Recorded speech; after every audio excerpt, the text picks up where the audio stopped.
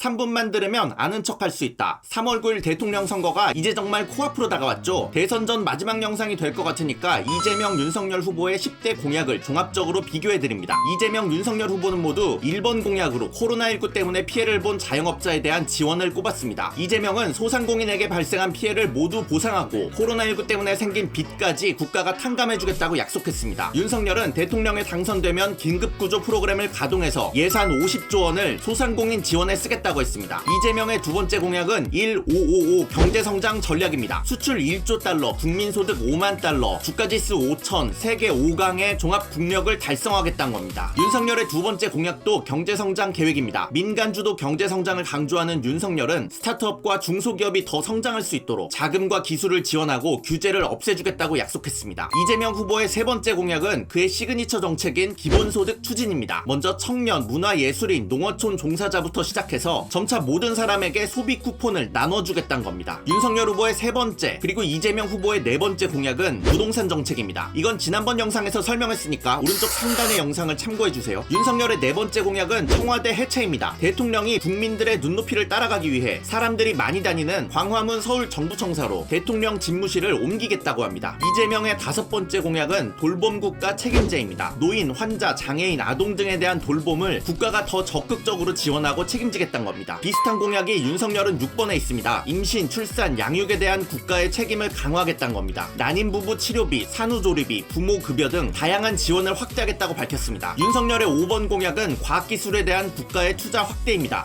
이재명도 7번 공약에서 과학기술 5대 강국을 실현하겠다고 했습니다. 평범한 내용이니까 빨리 넘어갈게요. 이재명의 6번 공약은 일자리 300만 개 만들기입니다. 그리고 앞으로 주 4.5일제가 자리 잡을 수 있도록 단계적인 실시를 하겠다고 합니다. 윤석열의 7번째 공약은 여성가족부 폐지입니다. 윤석열은 여성가족부가 여성만을 우대하는 불공정한 정책을 만들어서 폐지하겠다고 했습니다. 대신 청년과 가족의 가치에 맞는 새 부처를 만들겠다고 합니다. 이재명의 8번 공약은 한국의 문화 콘텐츠를 세계 2강 수준으로 만들겠다는 계획입니다. 마찬가지로 빨리 넘어갈게요. 이재명의 9번째 공약은 대통령제를 5년 단임제에서 4년 중임제로 고치는 개헌입니다. 그리고 소수 정당도 국회에 진출하기 쉽게 선거법을 고치겠다고 했습니다. 윤석열의 8번과 이재명의 10번 공약은 외교안보 정책인데 역시 오른쪽 상단에 있는 지난 영상을 참고해주세요. 윤석열의 9번 공약은 원전을 다시 활성화해서 이를 바탕으로 탄소 중립을 실현하겠다는 계획입니다. 마지막으로 윤석열의 10번 공약은 미래인재를 양성하겠다는 내용 되겠습니다. 시간이 없어서 자세하게 설명하지 못한 내용들은 중앙선거관리위원회 홈페이지에 들어가면 오른쪽 주요 정보 안내 중에서 선거 공보 및 10대 공약을 선택해서 후보자별 자세한 공약집을 보실 수 있습니다. 자, 여러분 이제 투표장 가서 잘 찍으세요. 3분맨이었습니다.